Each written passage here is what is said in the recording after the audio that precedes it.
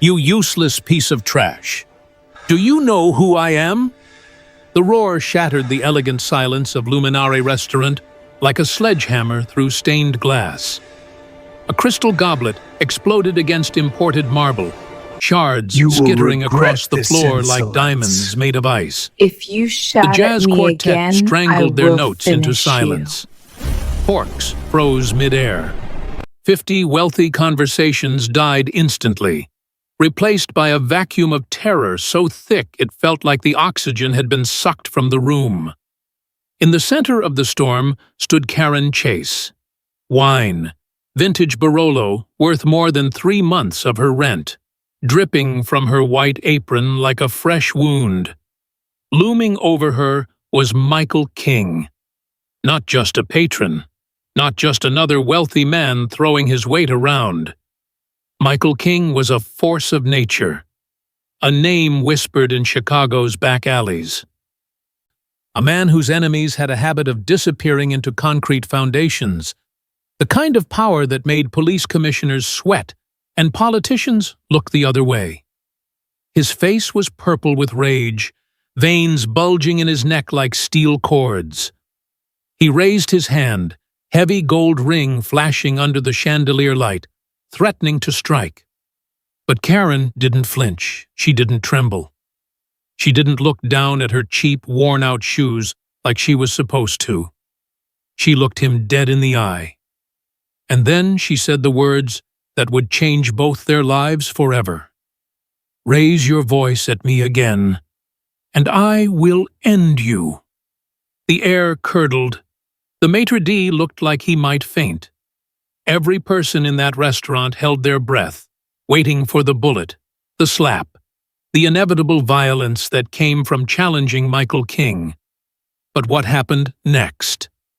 What Michael King did in response to a minimum wage waitress threatening him in front of Chicago's elite? Nobody, not even Karen, could have predicted it. This is a story about a woman who forgot she had power until the most dangerous moment of her life forced her to remember. It's about a man who inherited an empire of blood and spent 5 years trying to wash it clean. It's about the moment when survival stops being enough and you have to choose whether to keep your head down or raise it high, even if it gets you killed.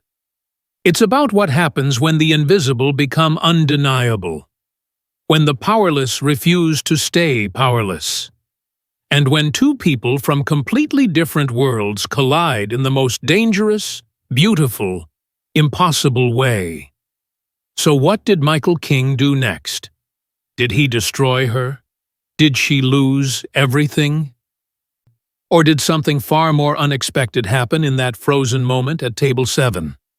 If you want to know what happened when Karen Chase threatened Chicago's most feared Mafia boss, if you want to see how a spilled glass of wine turned into the fight of her life and a love that could destroy them both, then you need to subscribe right now.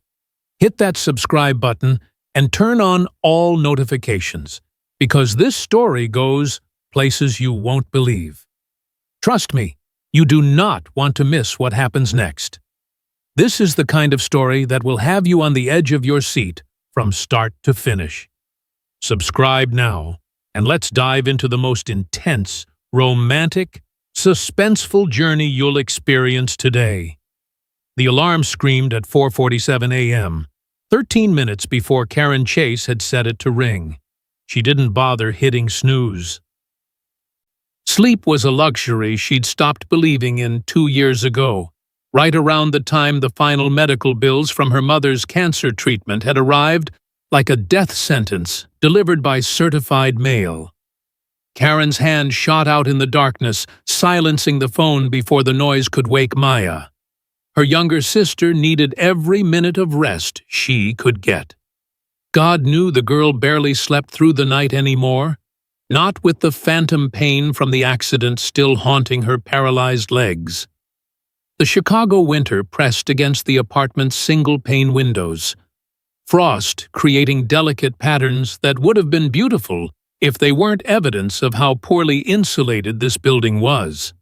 Karen pulled on the same black pants and white shirt she'd worn yesterday, the unofficial uniform of invisible service workers across the city.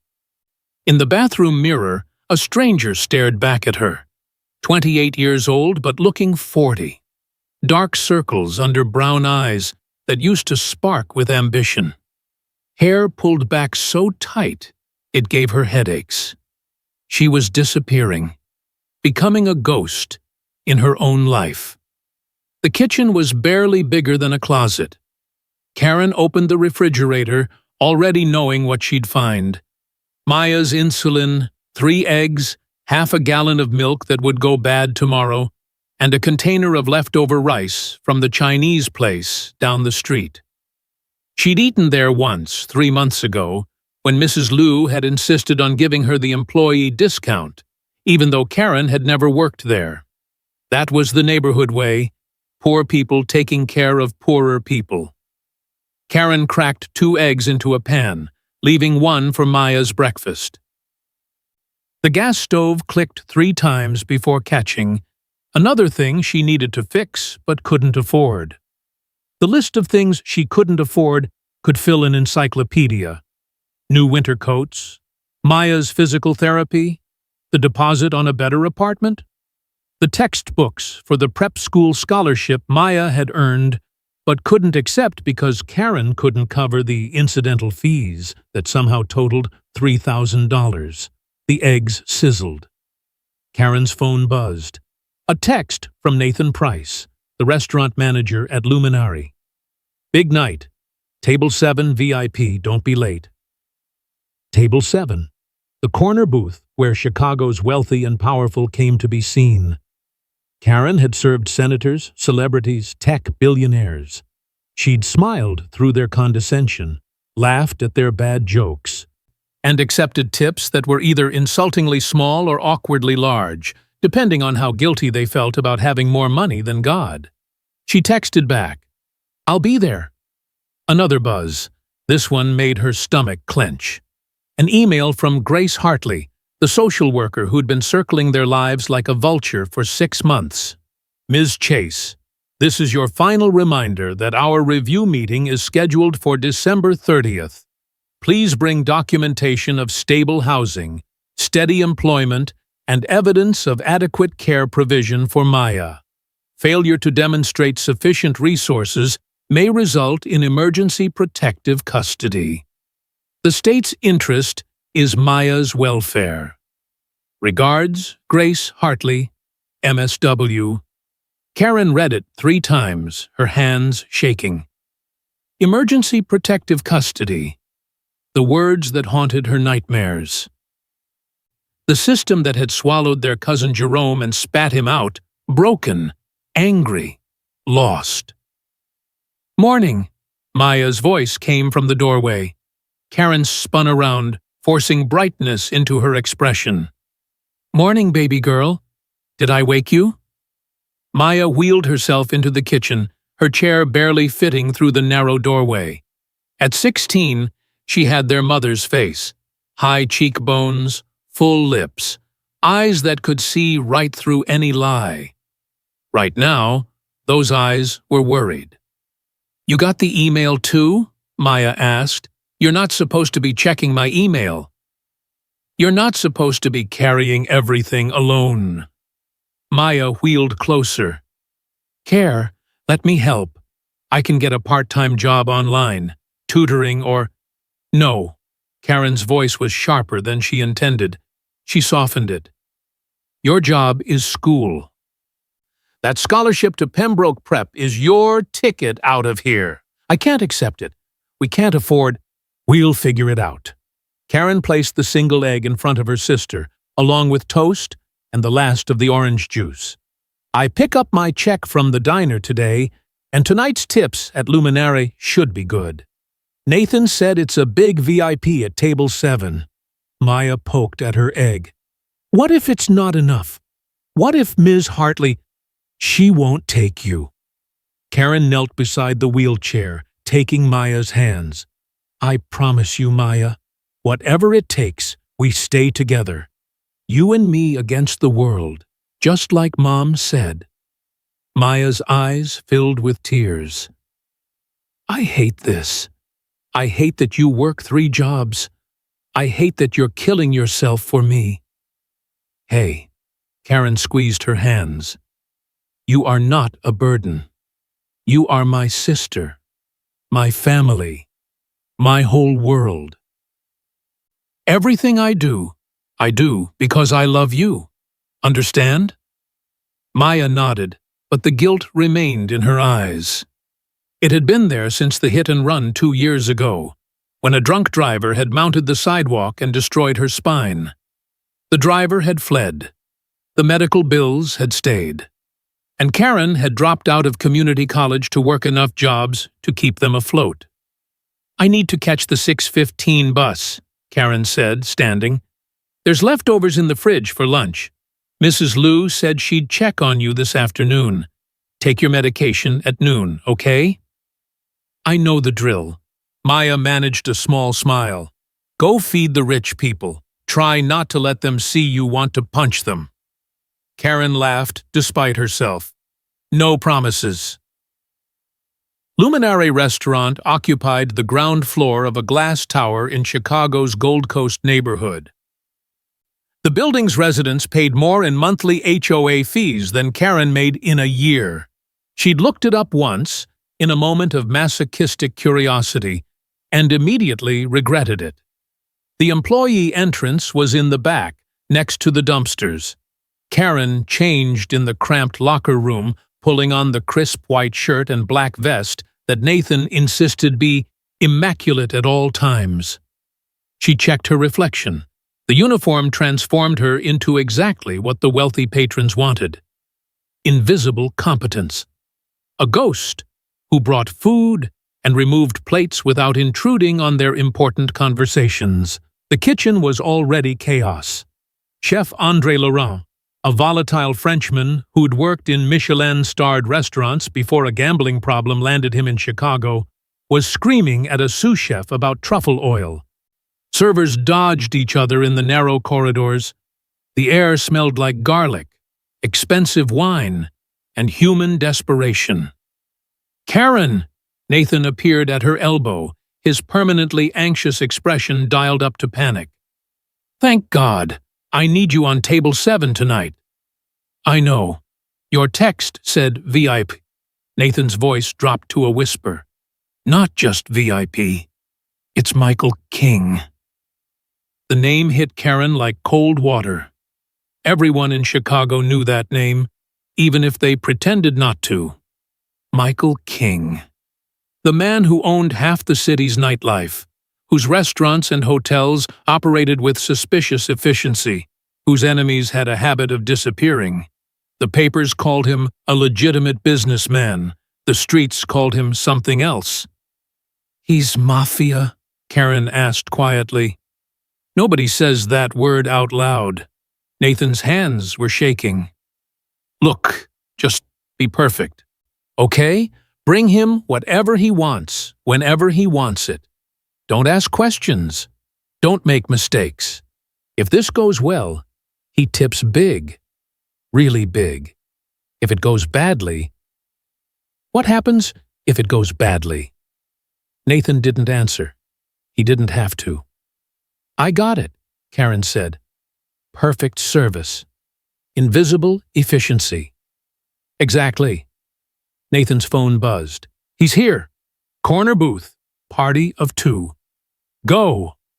Karen grabbed her order pad and walked into the dining room, her heart hammering against her ribs like it was trying to escape. Luminary's main dining room was designed to intimidate. Soaring ceilings, crystal chandeliers, marble floors that clicked under expensive shoes. The tables were positioned for maximum privacy and minimum warmth. This was where deals were made, affairs were conducted, and power was performed. Table 7 sat in the far corner, partially obscured by a velvet rope that designated it as exclusive even within this exclusive space. As Karen approached, she saw him. Michael King was not what she expected. The rumors painted him as a monster, but the man sitting in the corner booth was devastatingly handsome, in a way that felt dangerous. Mid-30s, dark hair slicked back, wearing a suit that probably cost more than Karen's entire existence. His companion was a severe-looking man in glasses who radiated controlled menace. Neither man looked up as Karen arrived. "Good evening, gentlemen." Karen's voice came out steady, professional. "Welcome to Luminary.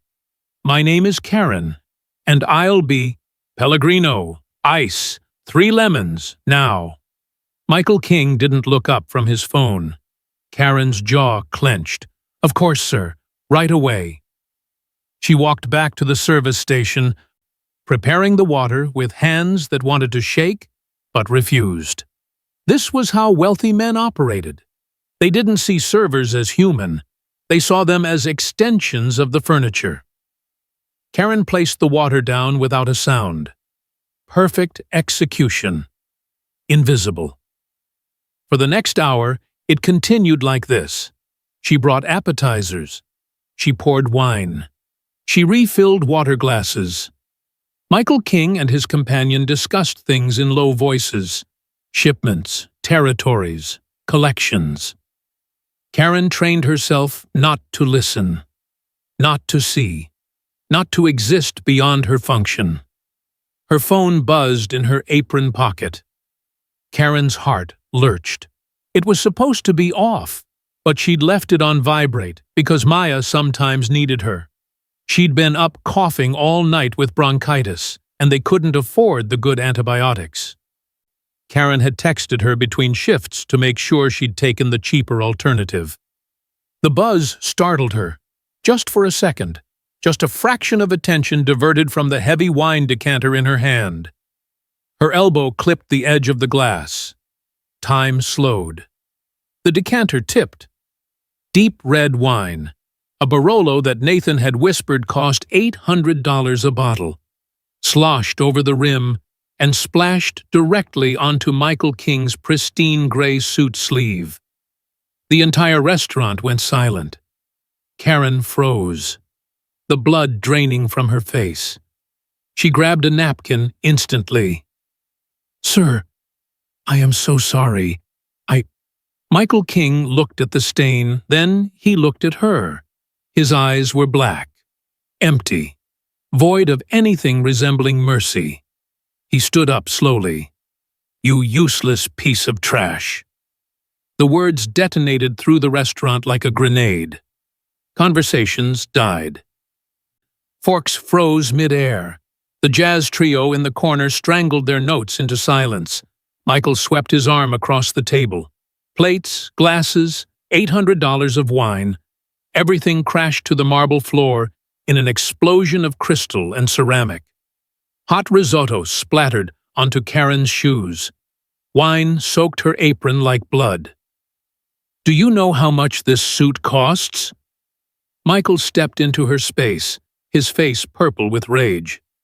"You are nothing. You are a servant, a clumsy, stupid little girl who should be scrubbing floors, not serving men like me." Karen trembled. Tears pricked her eyes. "Don't cry.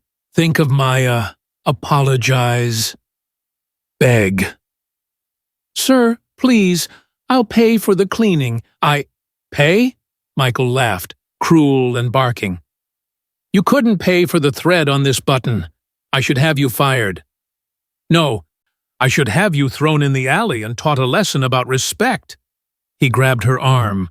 His grip was iron. It hurt, and something inside Karen Chase snapped. Maybe it was the sleepless nights. Maybe it was Grace Hartley's threat. Maybe it was 2 years of swallowing her dignity, of making herself small, of letting people treat her like she was disposable. Maybe it was the memory of her mother's last words. "Keep your head high, baby. Never let them make you small." Or maybe it was just that she was all out of fear to give. Karen looked at his hand on her arm. Then she looked up at his face. The tears evaporated from her eyes, replaced by something cold and hard as steel. She yanked her arm back. The force of it surprised him so much that he actually let go. "Don't touch me," she said. Her voice wasn't loud. but it cut through the silence like a blade. Michael King blinked, stunned. "What did you say to me?" Karen took a step forward. She was nearly a foot shorter than him, but in that moment she felt 10 feet tall. "I said, don't touch me, and stop shouting."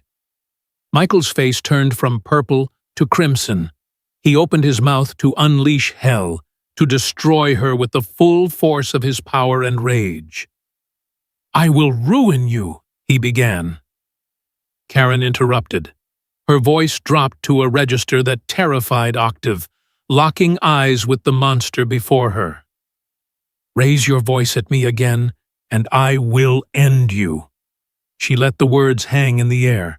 It was insane, suicidal. A waitress threatening a mafia boss, the kind of thing that got people buried in unmarked graves. But Karen was done being invisible. Michael King froze. His mouth hung open slightly. He stared at Karen like she was a creature from another dimension, something that shouldn't exist, that violated every law of his carefully ordered universe. He'd expected tears, begging, the usual performance of female submission that he'd seen 1,000 times. He wasn't expecting the fire burning in this woman's eyes. "You... what?" Michael's voice was low now, dangerous, like the rumble before an earthquake. "Go on, little girl. Finish that sentence. Tell me what you're going to do to Michael King." The tension was a physical weight. Nathan, the manager, was dialing 911 under the host's stand. Other diners held their breath, waiting for blood. The man in glasses, Michael's companion, moved his hand inside his jacket toward something Karen really didn't want to think about.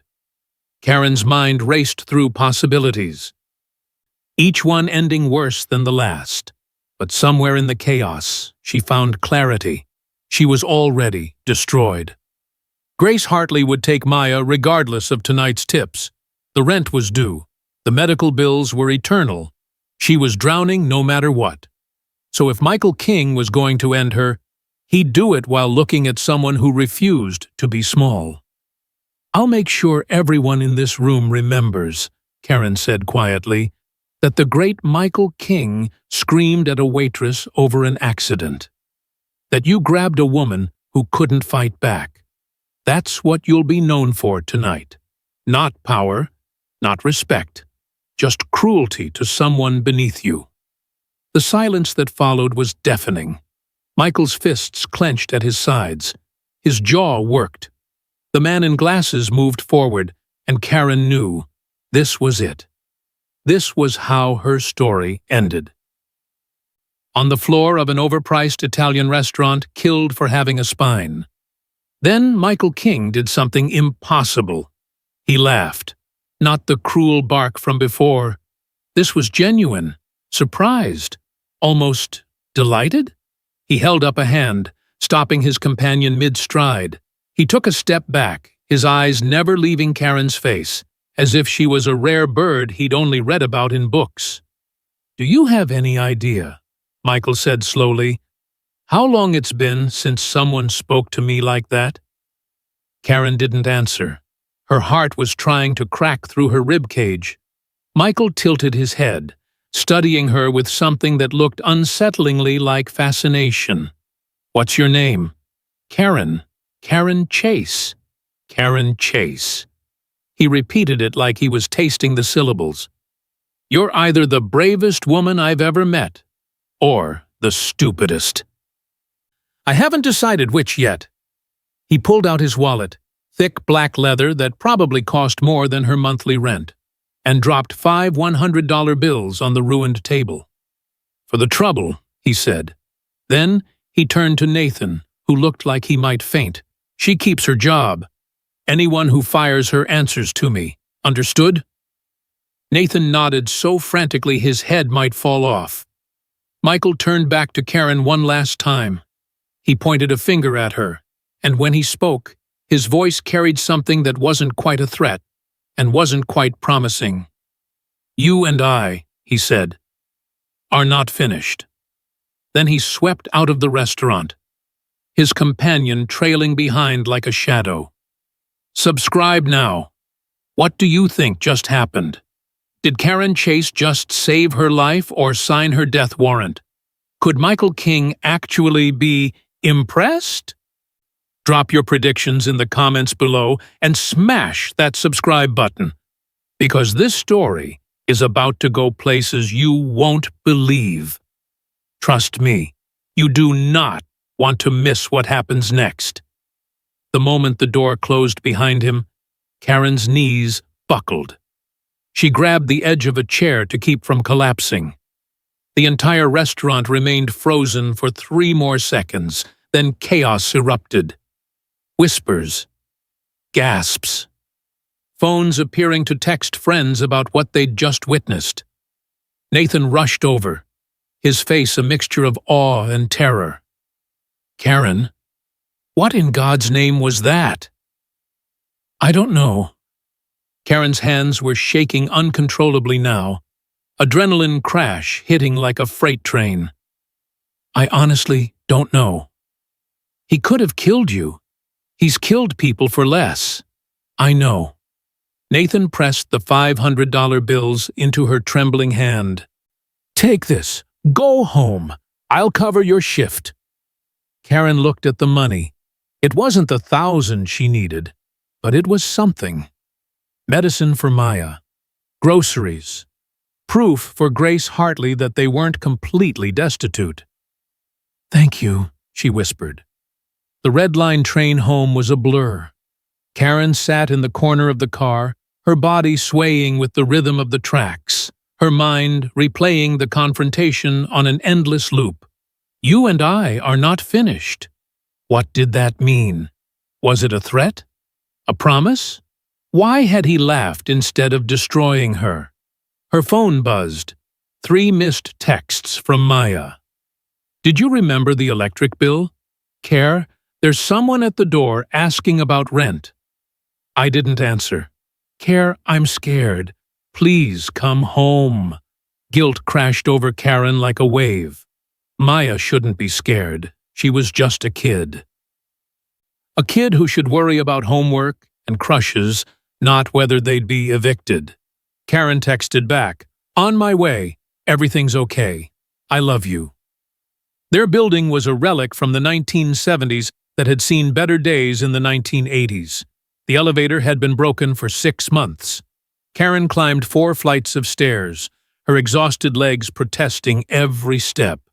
She could hear Mrs. Liu arguing with her husband through the thin walls of 3B. Someone was cooking curry. The smell was thick and overwhelming. When Karen opened the door to 4D, Maya was curled on their sagging couch, wrapped in a blanket, watching a cooking show on the ancient TV. Maya looked up, and her face, so much like their mother's it sometimes hurt, broke into a relieved smile. You're home. I'm home, baby girl. Karen dropped her bag and collapsed onto the couch, pulling her sister into a hug. Maya smelled like the cheap lavender soap from the dollar store. How was work? Maya asked. Karen almost laughed. How was work? Well, I nearly got murdered by a Mafia boss, but then he gave me $500 instead. So a mixed bag, really. But she couldn't say that. Maya had enough to worry about. Busy. Tips were good. Karen pulled out the bills. Look, we can get your medicine tomorrow. The real stuff, not the generic. Maya's eyes widened. Care, that's too much. We need to save for you, Karen interrupted firmly. We're saving it for you. Your health comes first, Maya. Always. Maya bit her lip, that stubborn independence flashing across her face. I'm fine. The cough isn't that bad. Maya Chase, you were up until 3 coughing. Don't lie to me. Maya sighed. Okay. We'll get the medicine. She paused. Did the landlord come by? Karen's chest tightened. If he did, we'll handle it. I'm picking up extra shifts. And Ms. Hartley?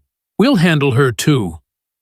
Maya looked at her sister, really looked, and Karen saw the fear there, the same fear that probably lived in her own eyes. Maya was brilliant. She had a scholarship offer to Pembroke Prep, if they could just prove stable housing. She had a future that could take her far from this crumbling building. But none of that mattered if the state took her away first. "I won't let them separate us," Karen said, taking Maya's hand.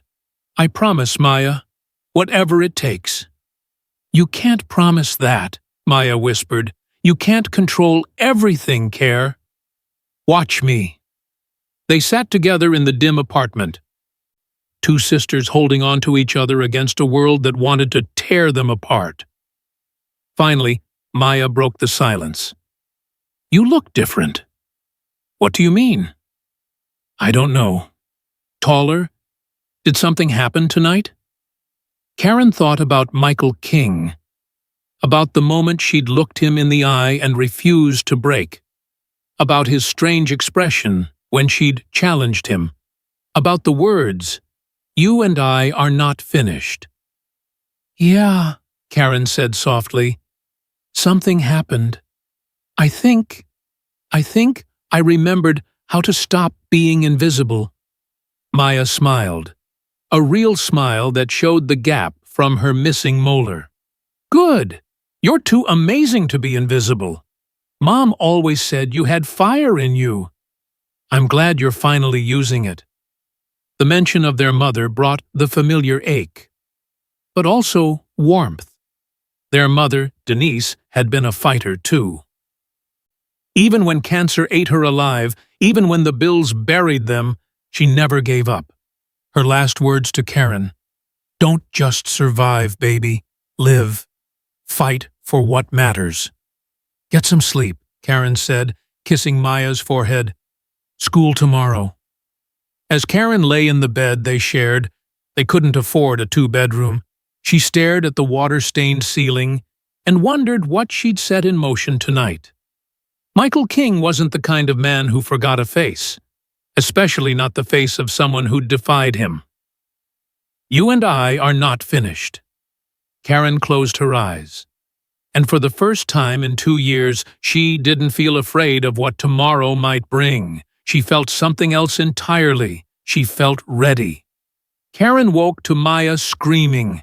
She bolted upright, heart in throat, tangled in sheets. "Maya, what's wrong?" Maya was at their tiny window, pointing down at the street with a shaking hand. "Care, there's a car, like a really expensive car, and men in suits just standing there, looking up at our building." Karen scrambled out of bed and peered through the grimy glass. Her blood turned to ice. Parked in front of their building, a building where the nicest vehicle was usually a 10-year-old Honda, was a gleaming black Mercedes S-Class. 2 men in tailored suits flanked it, hands clasped, backs straight, looking exactly like the man in glasses from last night. Michael King's men. "Oh no," Karen whispered. "No, no, no. Care, what's going on?" Maya's voice climbed toward panic. "Are those gangsters? Did you see something? Are we in danger?" Before Karen could answer, there was a knock at the door. Not aggressive, not threatening, just calm, measured, polite, which was somehow more terrifying than any violent pounding could have been. Karen's mind raced.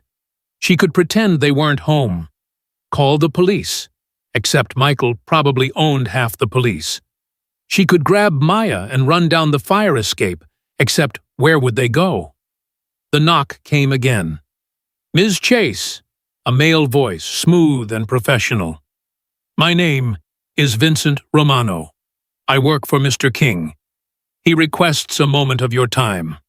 I assure you, you're in no danger." "Don't open it," Maya hissed, grabbing Karen's arm. But Karen knew that if Michael King wanted to hurt her, a locked door wouldn't stop him. And if he was here less than 12 hours after their confrontation, it meant something had changed. Something big.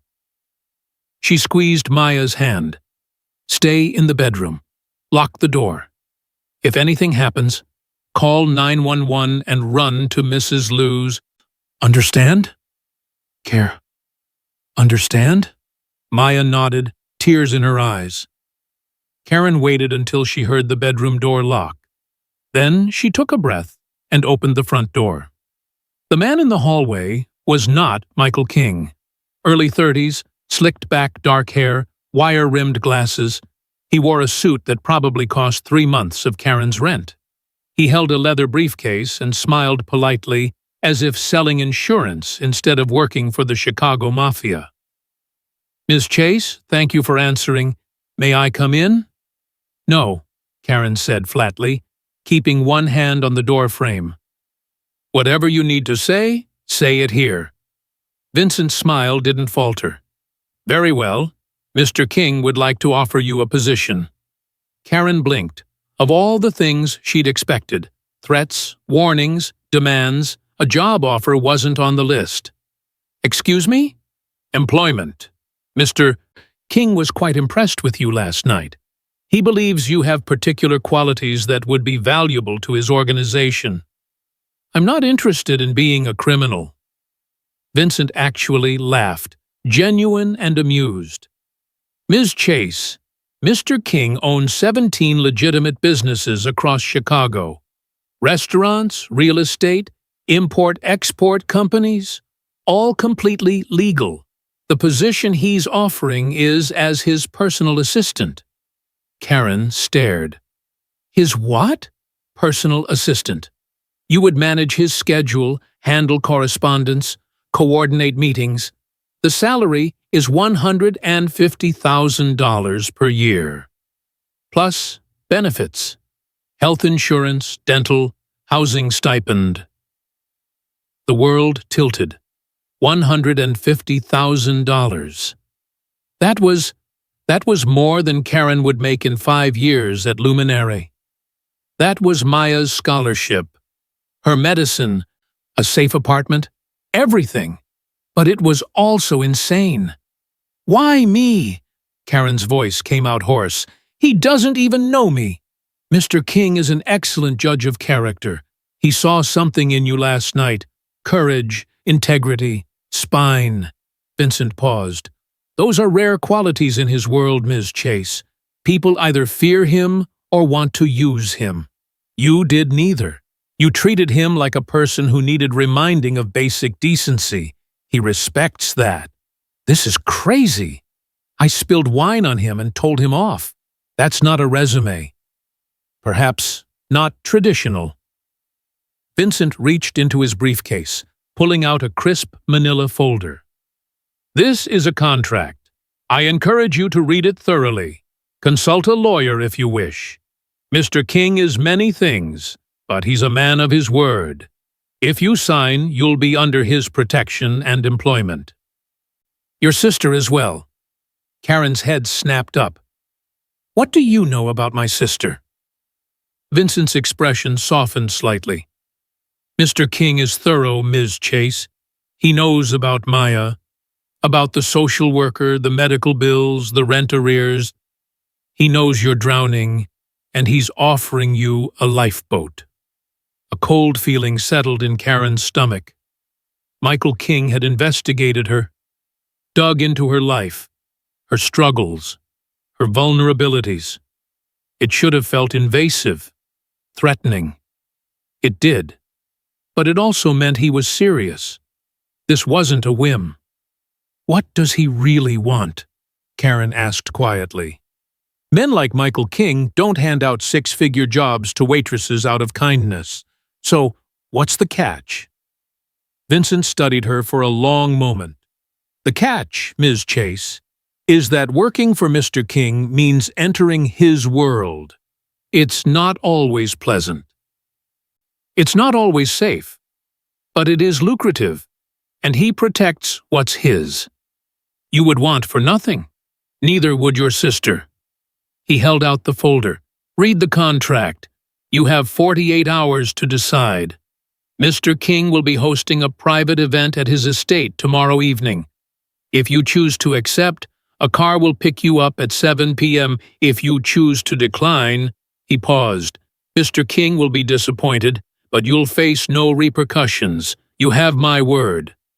Karen took the folder with numb fingers. "And if I don't show up?"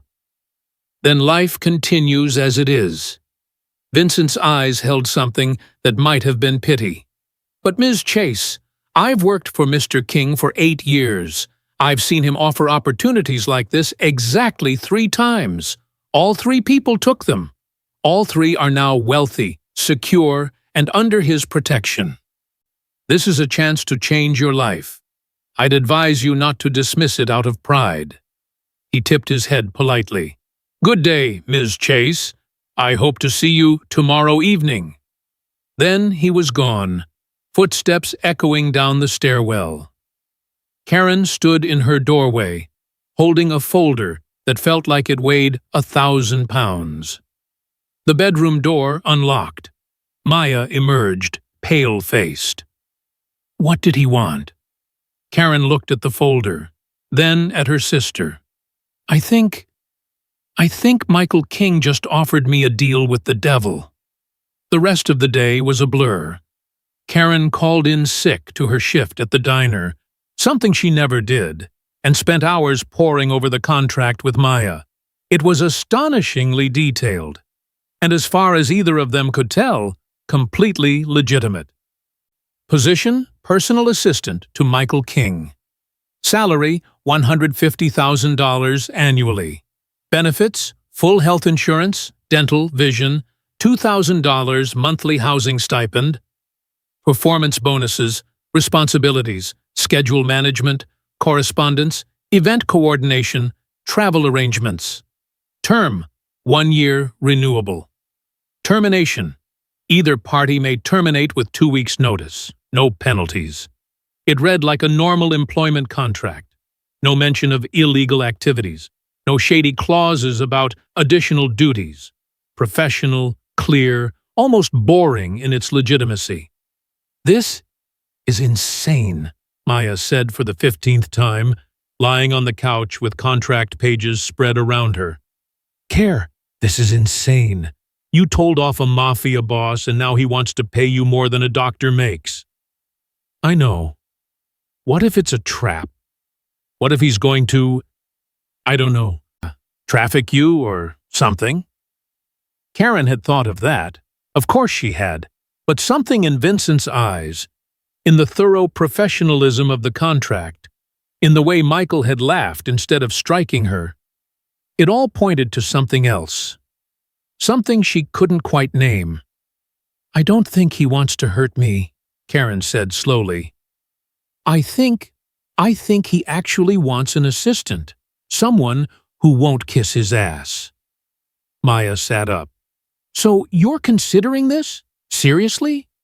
Karen looked around their apartment, the peeling wallpaper, the space heater they used because the building's heating barely worked, the cracks in the ceiling.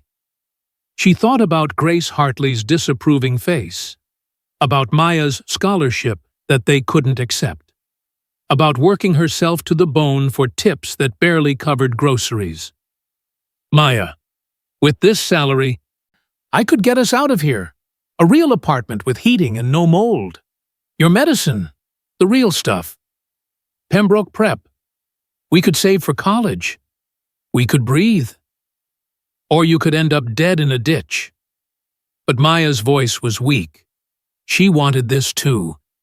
Karen could see it in her eyes, the desperate hope that maybe their luck was finally changing. "What would Mom say?" Maya asked quietly. Karen closed her eyes.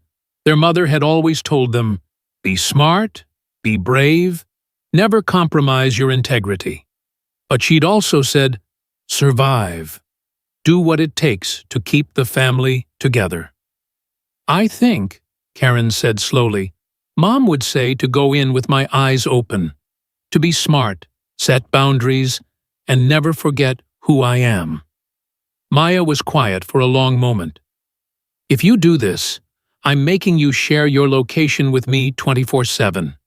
You have to check in every day. And if anything feels wrong, Even a little, you quit. Deal? Karen smiled despite herself. Deal. She picked up the contract again, reading through the responsibilities one more time. Personal assistant. Schedule management. Correspondence. It was almost mundane, which made it more surreal. But there was something else nagging at her. Vincent had said Michael respected her courage, her integrity. But Karen had seen the look in Michael's eyes when she challenged him. It wasn't just respect. It was fascinating. Like she was a puzzle he wanted to solve. What did a man like Michael King really want from her? Okay, real talk time. Would you get in that car? Would you take a job offer from a literal mafia boss, even if it came with life-changing money? Because I'm pretty sure half of you are screaming no at your screens right now, while the other half are like, where do I sign? Let me know in the comments what you would do in Karen's situation. And hey, if you're enjoying this wild ride, hit that subscribe button and turn on notifications, because trust me, you'll want to be here for what happens next. This story is about to get intense.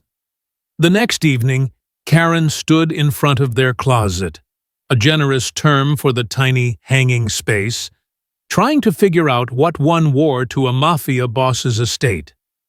She'd decided to accept the offer.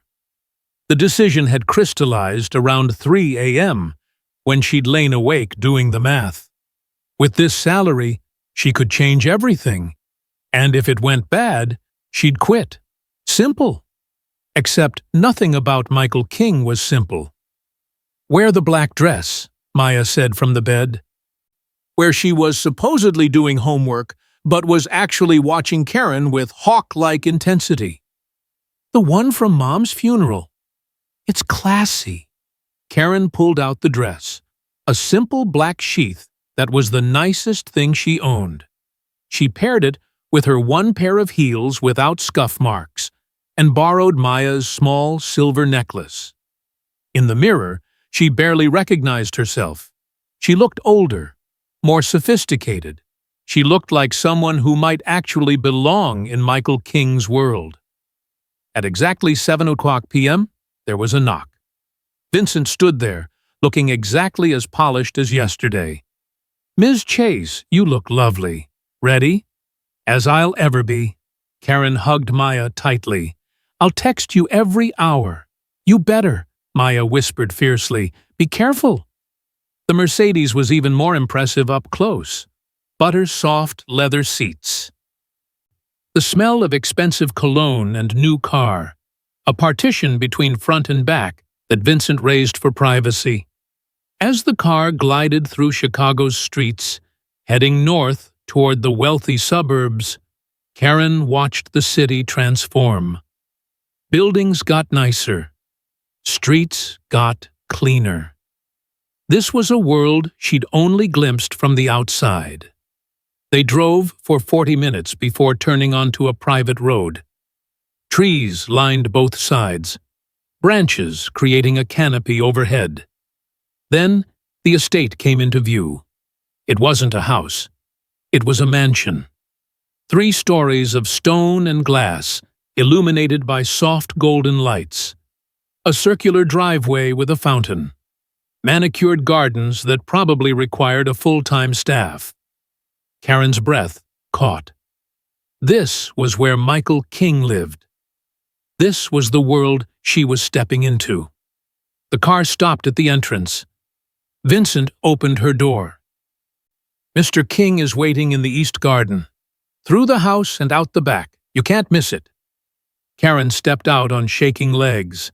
A butler, an actual butler, opened the massive front door and gestured for her to enter. The interior was stunning. Marble floors, crystal chandeliers, artwork probably worth more than her entire apartment building. Her footsteps echoed as she walked through room after room, each more lavish than the last. The back doors opened onto a garden straight from a fairy tale. String lights draped between trees. A small table set for 2 with candles and fine china. And standing beside it, wearing a crisp white shirt with sleeves rolled up, was Michael King. He looked different outside the restaurant, less predator, more man. A devastatingly handsome man, Karen realized with an uncomfortable flutter. He watched her approach with an unreadable expression. "Karen Chase," he said. The way he said her name, like it was something precious, made her shiver. "You came." "I did." Karen stopped a few feet away, keeping the table between them. "I have the contract. Signed." "Business all ready?" Michael smiled. A real smile, not the cold smirk from the restaurant. "We haven't even had dinner yet. Please, sit." Karen hesitated. Every instinct screamed to be careful, keep her guard up. This man was dangerous. He could destroy her with a phone call. But he was also looking at her like she was the most interesting person in the world. She sat. Michael poured wine, a different vintage than she'd spilled, and slid the glass across. "I want to be clear about something before we begin this arrangement." "Okay," Karen said carefully. "I don't want an employee who's terrified of me. I have plenty of those. Useful, but boring." He leaned forward, dark eyes intense. "I want someone who will challenge me. Tell me when I'm wrong. Look me in the eye the way you did at Luminare, and remind me that power doesn't equal permission to be cruel." He paused. "I want you, Karen. The woman who threatened a mob boss over basic decency. Can you be her while working for me? Or will knowing who I am make you small and scared like everyone else?" It was a challenge. A dare. And Karen realized this was the real job interview. She picked up her wine glass, took a deliberate sip, and met his eyes. "Mr. King, if you wanted someone to blow smoke, you'd have hired a yes man. You hired me because I spilled wine on your very expensive suit and didn't fall apart when you screamed. I'm not changing who I am just because I'm cashing your paychecks. So if you shout at me again, contract or no contract, I'll still tell you to stop. Are we clear?" For a moment, Michael just stared. Then he laughed. That same genuine, delighted laugh from Luminare. "Crystal clear, Ms. Chase. Crystal clear." He raised his glass. "To new beginnings." Karen clinked her glass against his, ignoring how her hand trembled slightly. "To new beginnings." As they began to eat, a meal clearly prepared by a professional chef, Karen couldn't shake the feeling that she'd just stepped off a cliff. She was falling now, tumbling into Michael King's world with no idea where she'd land. But for the first time in 2 years, she wasn't drowning in fear and exhaustion. She was flying, and God help her, part of her was enjoying it. 8 a.m., 8:06 p.m. She was supposedly doing homework, but was actually watching Karen with hawk-like intensity. "The one from Mom's funeral." "It's classy." Karen pulled out the dress, a simple black sheath that was the nicest thing she owned. She paired it with her one pair of heels without scuff marks and borrowed Maya's small silver necklace. In the mirror, she barely recognized herself. She looked older, more sophisticated. She looked like someone who might actually belong in Michael King's world. At exactly 7 o'clock p.m., there was a knock. Vincent stood there, looking exactly as polished as yesterday. "Ms. Chase, you look lovely. Ready?" "As I'll ever be." Karen hugged Maya tightly. "I'll text you every hour." "You better," Maya whispered fiercely. "Be careful." The Mercedes was even more impressive up close. Butter-soft leather seats. The smell of expensive cologne and new car. A partition between front and back that Vincent raised for privacy. As the car glided through Chicago's streets, Heading north toward the wealthy suburbs, Karen watched the city transform. Buildings got nicer. Streets got cleaner. This was a world she'd only glimpsed from the outside. They drove for 40 minutes before turning onto a private road. Trees lined both sides, branches creating a canopy overhead. Then the estate came into view. It wasn't a house. It was a mansion. 3 stories of stone and glass, illuminated by soft golden lights, a circular driveway with a fountain, manicured gardens that probably required a full-time staff. Karen's breath caught. This was where Michael King lived. This was the world she was stepping into. The car stopped at the entrance. Vincent opened her door. "Mr. King is waiting in the East Garden, through the house and out the back. You can't miss it." Karen stepped out on shaking legs. A butler, an actual butler, opened the massive front door and gestured for her to enter. The interior was stunning. Marble floors, crystal chandeliers, artwork probably worth more than her entire apartment building. Her footsteps echoed as she walked through room after room, each more lavish than the last. The back doors opened onto a garden straight from a fairy tale. String lights draped between trees. A small table set for 2 with candles and fine china. And standing beside it, wearing a crisp white shirt with sleeves rolled up, was Michael King. He looked different outside the restaurant, less predator, more man. A devastatingly handsome man, Karen realized, with an uncomfortable flutter. He watched her approach with an unreadable expression. "Karen Chase," he said. The way he said her name, like it was something precious, made her shiver. "You came." "I did." Karen stopped a few feet away, keeping the table between them. "I have the contract. Signed." "Business already?" Michael smiled. A real smile, not the cold smirk from the restaurant. "We haven't even had dinner yet. Please, sit." Karen hesitated. Every instinct screamed to be careful, keep her guard up. This man was dangerous. He could destroy her with a phone call, but he was also looking at her like she was the most interesting person in the world. She sat. Michael poured wine, a different vintage than she'd spilled, and slid the glass across. "I want to be clear about something before we begin this arrangement."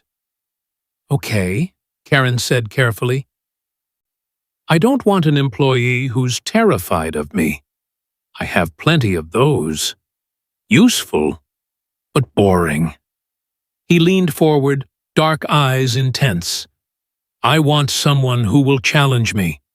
Tell me when I'm wrong. Look me in the eye the way you did at Luminare, and remind me that power doesn't equal permission to be cruel." He paused. "I want you, Karen. The woman who threatened a mob boss over basic decency. Can you be her while working for me? Or will knowing who I am make you small and scared like everyone else?" It was a challenge, a dare, and Karen realized this was the real job interview. She picked up her wine glass, took a deliberate sip, and met his eyes. "Mr. King, if you wanted someone to blow smoke, you'd have hired a yes man. You hired me because I spilled wine on your very expensive suit and didn't fall apart when you screamed. I'm not changing who I am just because I'm cashing your paychecks. So if you shout at me again, contract or no contract, I'll still tell you to stop. Are we clear?" For a moment, Michael just stared. Then he laughed. That same genuine, delighted laugh from Luminare. "Crystal clear, Ms. Chase. Crystal clear." He raised his glass. "To new beginnings." Karen clinked her glass against his, ignoring how her hand trembled slightly. "To new beginnings." As they began to eat, a meal clearly prepared by a professional chef, Karen couldn't shake the feeling that she'd just stepped off a cliff. She was falling now, tumbling into Michael King's world with no idea where she'd land. But for the first time in 2 years, she wasn't drowning in fear and exhaustion. She was flying, and God help her, part of her was enjoying it. Karen's first week working for Michael King was a masterclass in whiplash. Monday morning, she moved Maya and herself into a sleek 2-bedroom apartment in Lincoln Park, a neighborhood Karen had only walked through while daydreaming. The apartment had floor-to-ceiling windows, a kitchen with appliances that actually worked, and a heating system that didn't sound like a dying animal. Maya cried when she saw her own bedroom for the first time. "This is real, right?" Maya had whispered, touching the walls like they might dissolve. "We actually get to live here?" "It's real," Karen had assured her, though part of her was still waiting for the other shoe to drop. Tuesday, Karen reported to Michael's primary office, a penthouse suite overlooking the Chicago River. She was given a desk outside his main office, a company laptop, a phone, and a schedule that made her head spin. Michael King ran a legitimate empire. 3 upscale restaurants, 2 luxury hotels, a wine import business, a commercial real estate portfolio spanning the Midwest. Her job, as Vincent explained while walking her through the filing system, was to be the gatekeeper. Manage Michael's calendar, screen his calls, coordinate his meetings, make sure his life ran like a well-oiled machine. "He's demanding," Vincent warned, adjusting his ever-present glasses. "Expects perfection, but he's also fair. Do your job well. He'll take care of you. Cross him." Vincent trailed off meaningfully. "I get it," Karen said, stomach twisting. "Don't cross the mob, boss." Vincent's expression softened slightly. "He's more than that, you know. He's built legitimate businesses, employs over 300 people. Donates to charities, anonymously, of course. Michael King is complicated." Before Karen could respond, the man himself strode through the door. Michael in a business suit was somehow even more intimidating than Michael at the restaurant. He commanded space without trying, his presence sucking oxygen from the room. But when his eyes landed on Karen, something shifted, softened just a fraction. "Ms. Chase? Settling in?" "Yes, Mr. King." "Good. I have a meeting with the Planning Commission in an hour. I'll need the files on the River North property, updated financial projections, and coffee. Black, no sugar."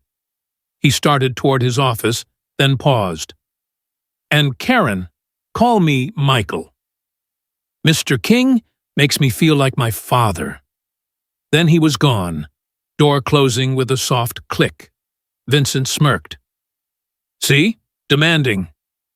Karen dove into work, determined to prove she deserved this impossible opportunity. She found the files, printed the projections, and brought Michael his coffee. When she entered his office, a sprawling space with leather furniture and original artwork, he was on the phone, speaking rapid Italian. He gestured for her to set everything on his desk, without breaking conversation. As Karen turned to leave, Michael's hand shot out and grabbed her wrist, not roughly, but firmly enough to stop her. He continued his phone conversation while pulling her closer until she stood beside his desk. With his free hand, he pointed to a line in the financial projections, then to his computer screen. He was asking a question with his eyes. "Do these numbers match?" Karen's heart hammered. She leaned over, compared the documents. They didn't match. Someone had transposed 2 figures. She shook her head and pointed to the error. Michael's expression darkened. He said something sharp in Italian and ended the call. "Who prepared these projections?" His voice was dangerously quiet. "According to the file, Derek Thompson from accounting." Michael's jaw clenched. "Get him on the phone. Now." Karen returned to her desk and called accounting. 3 minutes later, a nervous man in his 40s appeared, forehead already glistening with sweat. "Mr. King, I can explain. You sent me incorrect financial data for a meeting with the city," Michael said, voice like ice. "Do you understand that presenting false numbers to the Planning Commission could kill this deal, cost us millions, get us investigated? It was an honest mistake. Honest mistakes are how people go to prison." "Derek." Michael stood, and the man actually flinched. "You're suspended. 2 weeks, no pay. Use that time to figure out if you're capable of doing your job with the attention it requires. Because if this happens again, you're done."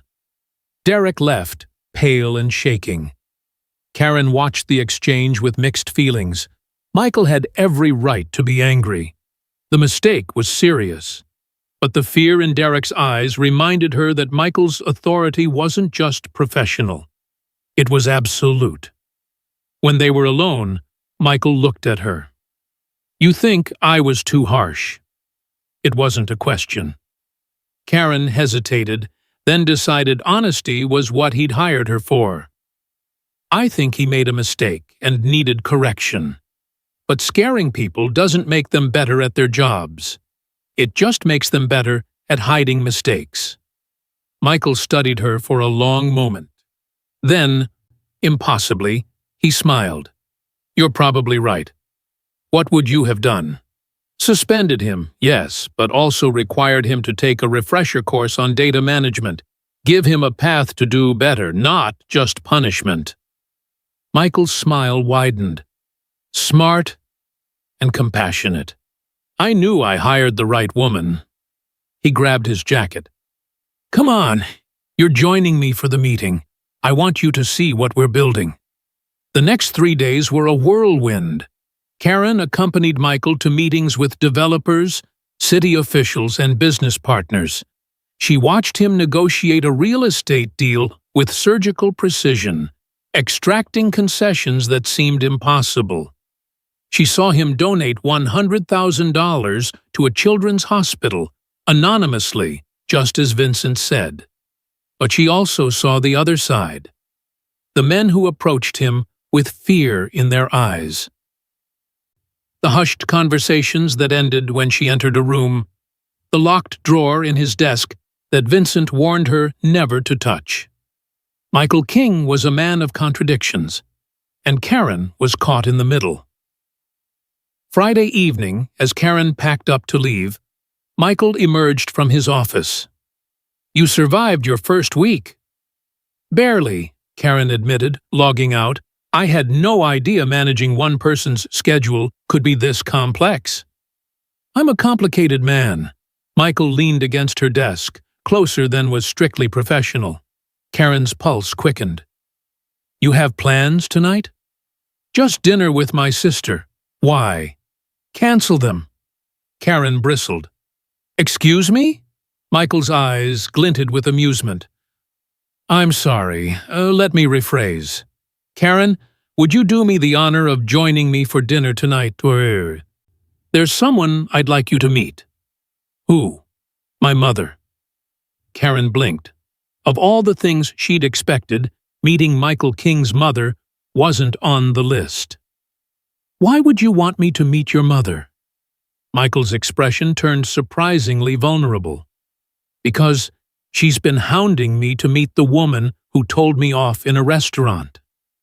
Apparently, word spreads fast in certain circles.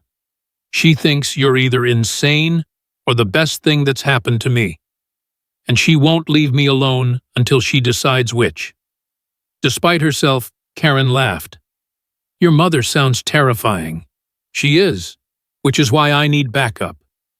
Michael's smile was almost boyish. "Please? I'll have my driver take you home after. You can even bring Maya if you want. My mother loves young people." Karen hesitated. Dinner with Michael was one thing. Meeting his family was another. It felt intimate, like crossing a line from an employee to something else.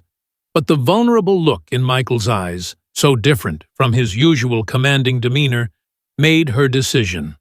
Okay, but I'm texting Maya to let her know where I am. I wouldn't expect anything less.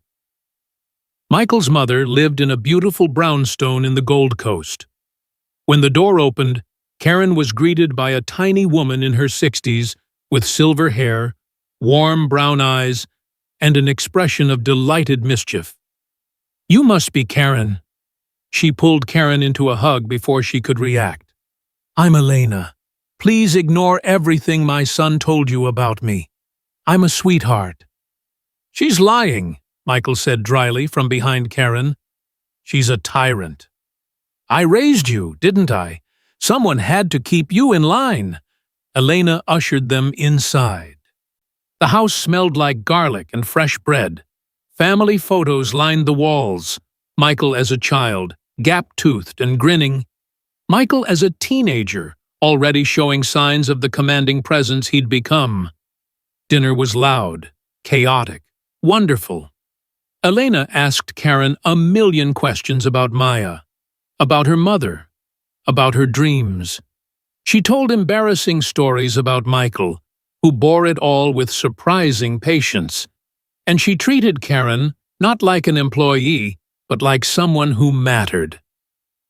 "So," Elena said over dessert, homemade tiramisu that was possibly the best thing Karen had ever tasted, "my son tells me you stood up to him, called him out for being rude."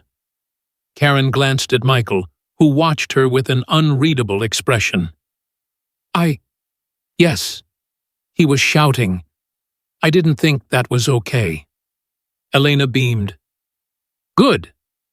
Michael can be an arrogant ass when he forgets himself. His father was the same way, God rest his soul. Sometimes powerful men need women who aren't afraid to remind them they're just men." "Mama," Michael warned, but there was affection in his voice. "What? It's true." Elena reached across and squeezed Karen's hand. "You're good for him. I can see it already. He's lighter since he met you." Karen's cheeks heated. "I'm just his assistant, Mrs. King." "Elena, please. And assistants don't make my son smile the way you do." She winked, and Karen wanted to sink through the floor. On the drive home, Karen sat in the Mercedes with Michael, the partition down so they could see the city lights blurring past.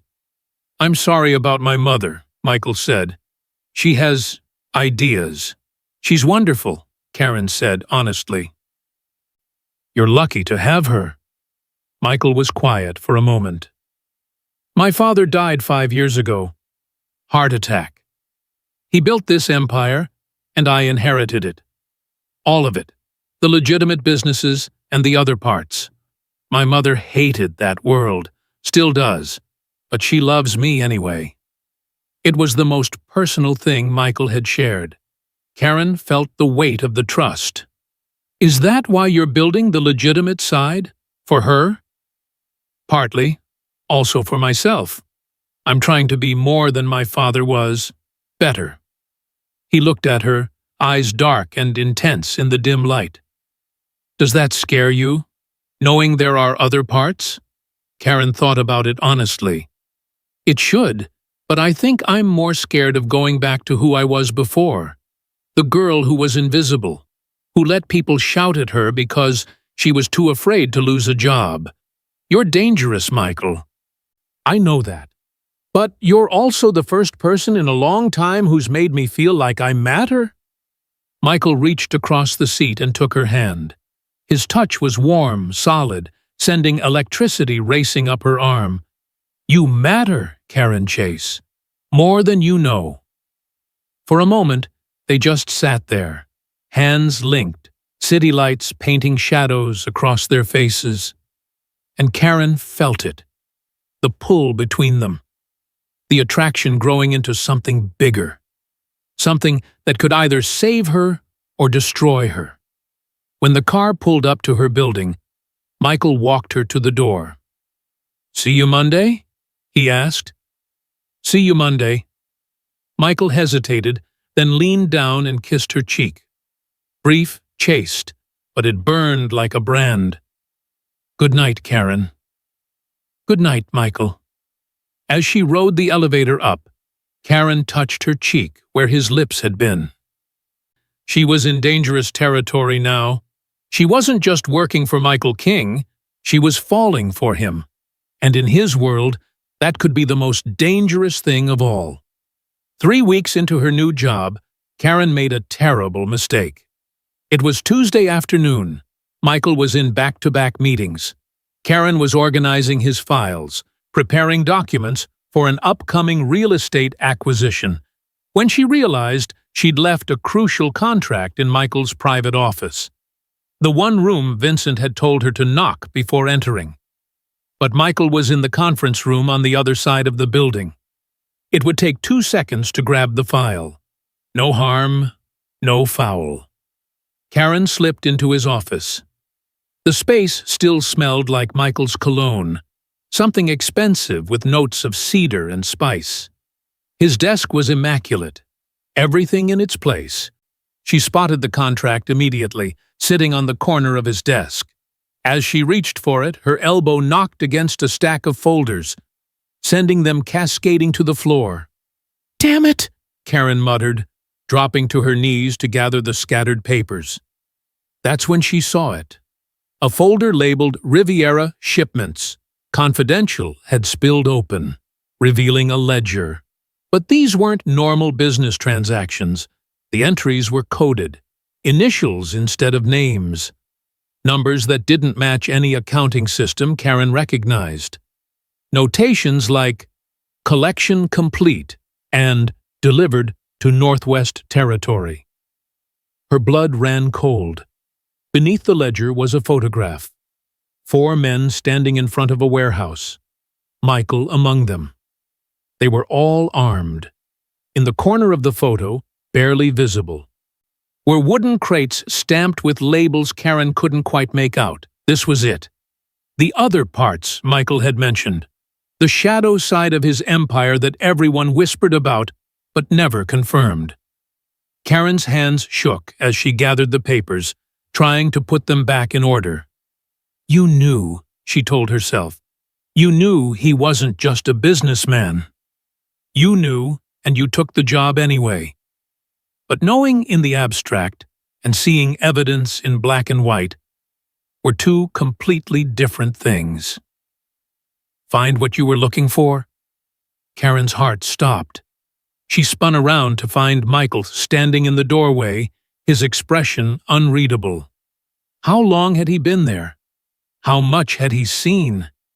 I knocked over some files," Karen stammered, holding up the folders with trembling hands. "I was just picking them up." Michael closed the door behind him with a soft click that sounded like a gunshot in the quiet room. He walked toward her slowly, deliberately, like a predator approaching cornered prey. "That folder is confidential, Karen." "I know. I didn't mean to. Did you read it?" Karen's mind raced. She could lie, pretend she hadn't seen anything. But Michael had hired her for her honesty, and something told her that lying right now would be the worst mistake she could make. "Yes," she whispered. "I saw the ledger. And the photograph." Michael stopped 3 feet away. His jaw was tight, hands clenched at his sides. For a long moment, he just stared at her. And Karen was certain this was it. This was where the fairy tale ended, and reality came crashing down. But then Michael did something unexpected. He sighed, the tension draining from his shoulders, and ran a hand through his hair. "Sit down, Karen." "Michael, please. Sit." Karen sank into one of the leather chairs, legs too weak to hold her. Michael sat across from her, leaning forward with his elbows on his knees. "I'm going to tell you something very few people know," he said quietly. "And then you're going to make a choice. But first, I need you to understand something." He looked up, dark eyes intense. I would never hurt you, Karen.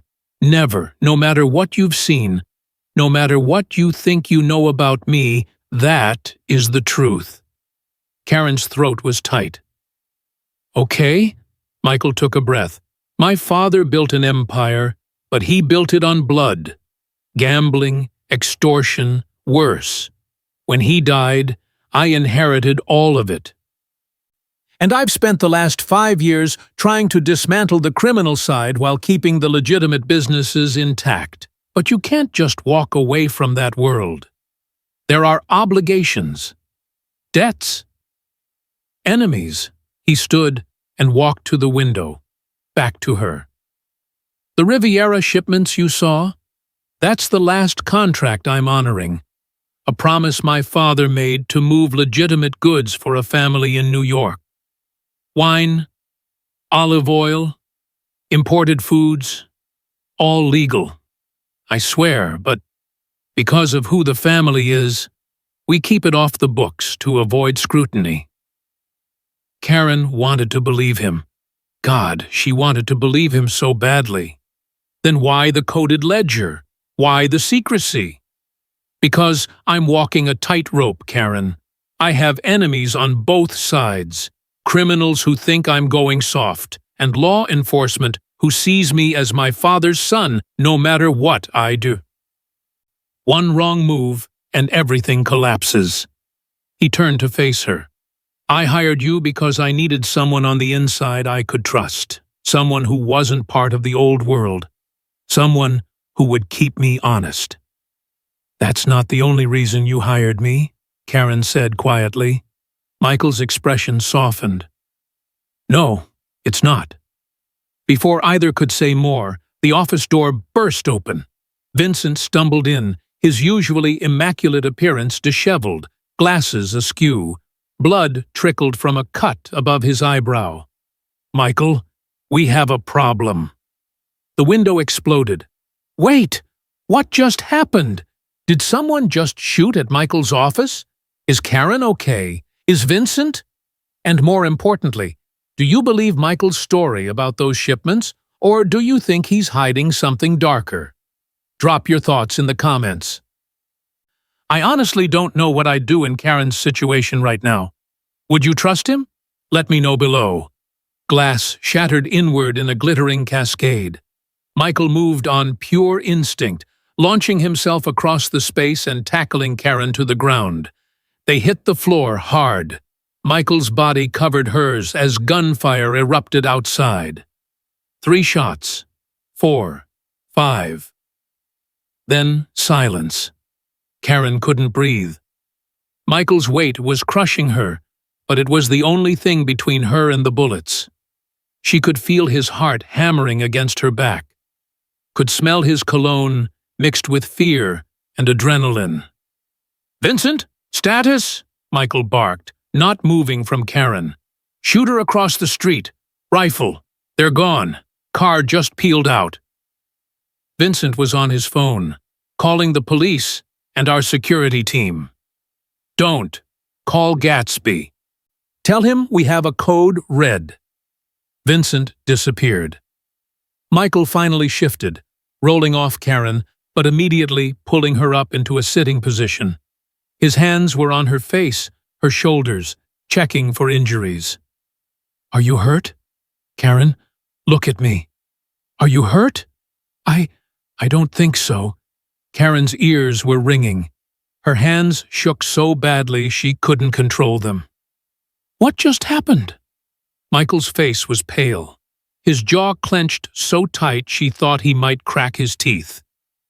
Someone just tried to kill me. Or send a message. I don't know which yet. Who? Could be a dozen people. He pulled her closer, wrapping his arms around her. Karen realized he was shaking too.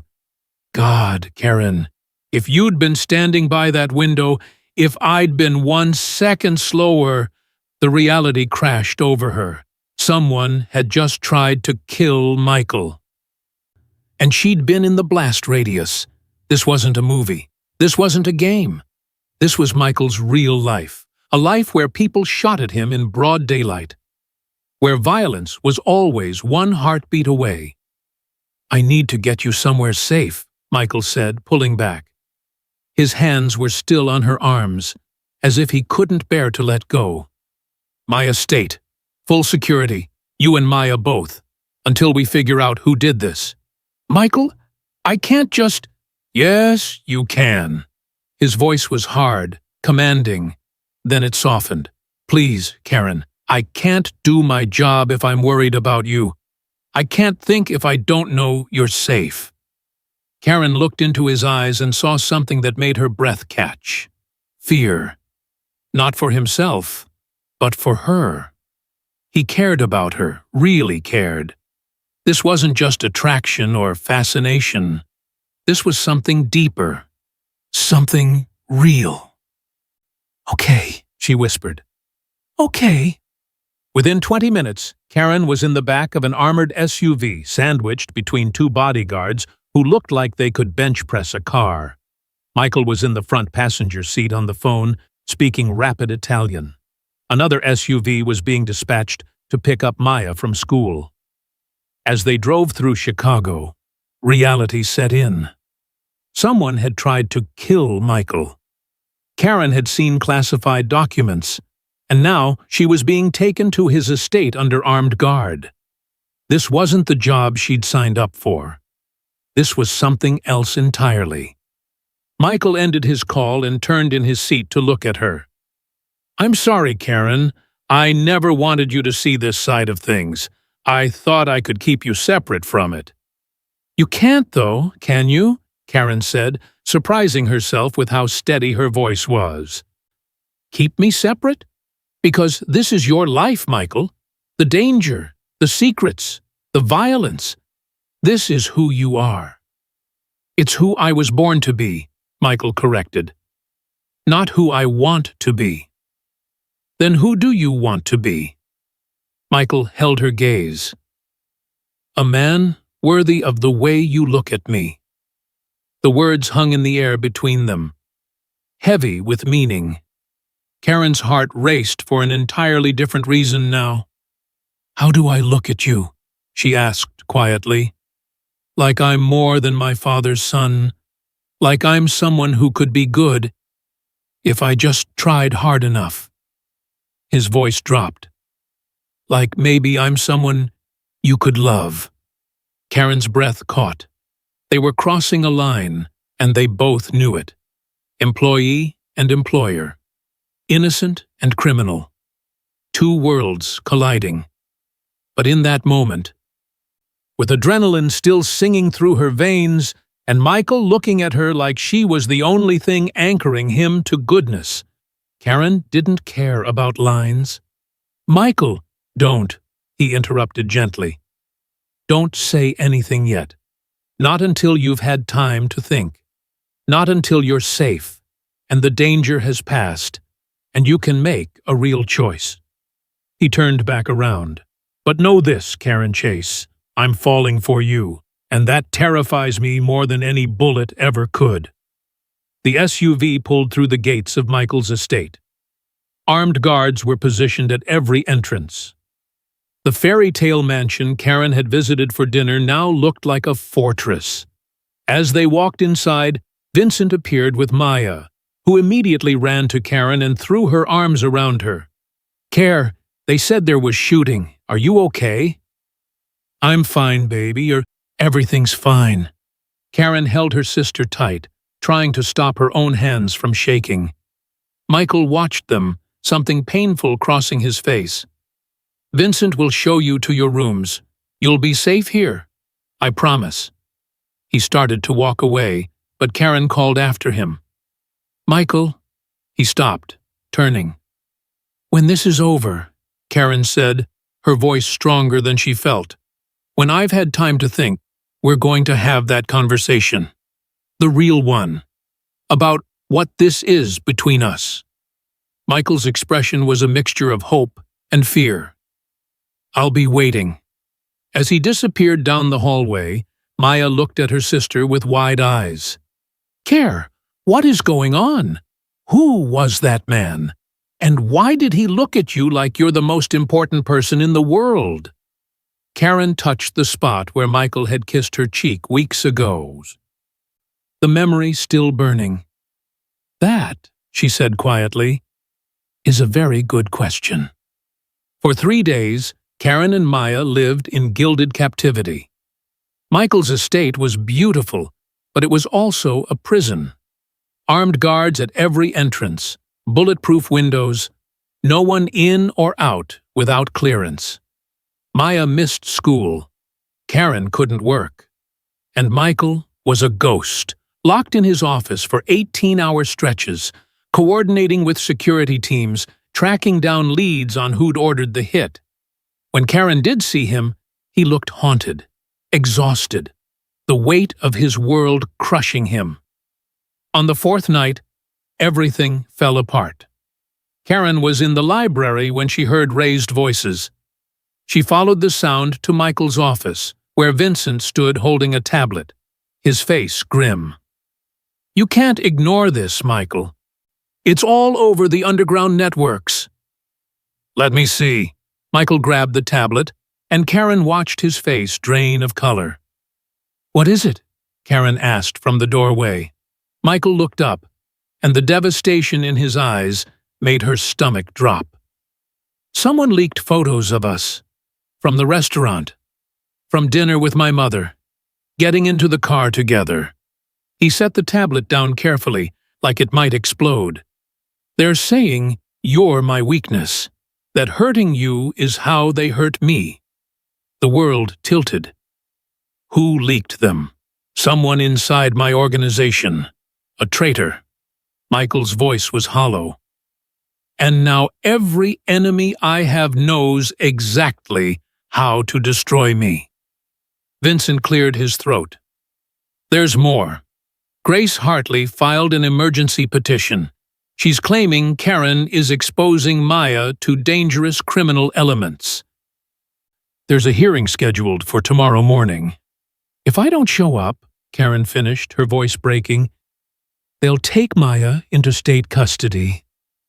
This is happening because of me," she continued. "Because I took this job. Because I—" She couldn't finish the sentence. "Because I fell for you." Michael moved toward her, but Karen stepped back. "Don't, Michael. Don't you see? Everyone you care about becomes a target. Your mother has to live in fear. Now Maya and I—" Tears spilled down her cheeks. "I can't do this. I can't watch my sister get taken away because I was stupid enough to think I could have something good." "Karen, no." The word came out as a sob. "I quit. Effective immediately. Maya and I will go to the hearing tomorrow, and we'll figure it out on our own." "Like we always have." "You'll be targets the moment you leave this estate," Vincent said quietly. "Whoever's after Michael won't stop just because you quit." The truth of it settled over Karen like ice water. There was no going back. She'd stepped into Michael's world, and now the world had its claws in her. "Then what do I do?" Karen whispered. "How do I protect my sister?" Michael's jaw clenched. When he spoke, his voice was rough with emotion. "You let me fix this. You trust me." "How? How can you possibly fix this?" "By doing what I should have done years ago." Michael pulled out his phone and dialed. "Gatsby? It's King. I'm offering full cooperation. Tell the prosecutor I'll testify against the families, all of them, in exchange for immunity and witness protection for me and everyone under my protection." Karen's heart stopped. "Michael, no. If you testify, you'll have every mob family in the country hunting you." "I know." He looked at her, and she saw it. The acceptance of sacrifice. The willingness to burn his entire world down if it meant keeping her safe. "But you and Maya will be protected. New identities. New lives far away from Chicago. You'll be safe." "And you?" Michael's smile was sad. "I'll be what I've always been. a target. But at least this time, it'll be for something good. Vincent's phone buzzed. He answered, listened, and his face went white.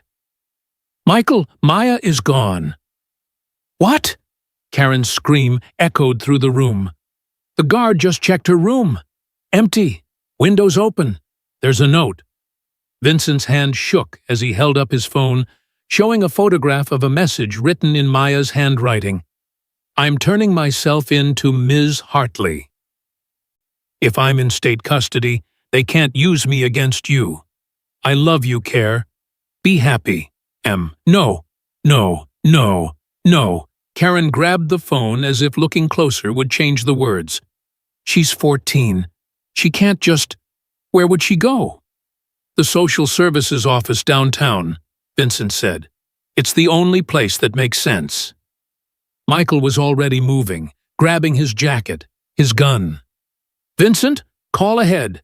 Get units to the office now. Michael, if you show up with armed men at a government building, I don't care, Michael roared. That little girl is risking her life to protect her sister. I will burn this entire city down before I let her sacrifice herself. Karen grabbed his arm. Let me come with you. Absolutely not. It's too dangerous. She's my sister, Michael. I'm coming. For a moment. They locked eyes, two stubborn people who'd both learned to fight against impossible odds. Fine, Michael relented. But you stay in the car. You stay safe. Because if anything happens to you, Karen, if I lose you… His voice cracked. I won't come back from that. Okay, time out. Maya is either the bravest or most reckless teenager in Chicago right now. What do you think? Is this girl a hero trying to save her sister, or did she just make everything 10 times worse? Comment below with your thoughts. And seriously, if you're as stressed as I am right now, hit that subscribe button so we can panic together through the rest of this story. Because I have a feeling things are about to get wild. The drive downtown was the longest 20 minutes of Karen's life. Her phone buzzed, a text from an unknown number. Your sister is brave. But bravery won't save her. Leave Chicago tonight or she becomes collateral damage. This is your only warning. Karen showed Michael, her hands shaking. They have someone watching her, watching us. Michael's face was stone. Then we end this. Tonight. They pulled up to the social services building just as a black sedan, a car that didn't belong in this neighborhood, squealed away from the curb. And standing on the steps, looking small and scared but defiant, was Maya. Karen burst from the SUV before it fully stopped, running to her sister and crushing her in a hug. Don't you ever do that again. Ever. I had to, Maya sobbed into her shoulder. They were going to hurt you because of me. I had to. No, baby. We protect each other. Always. You don't get to be the hero alone.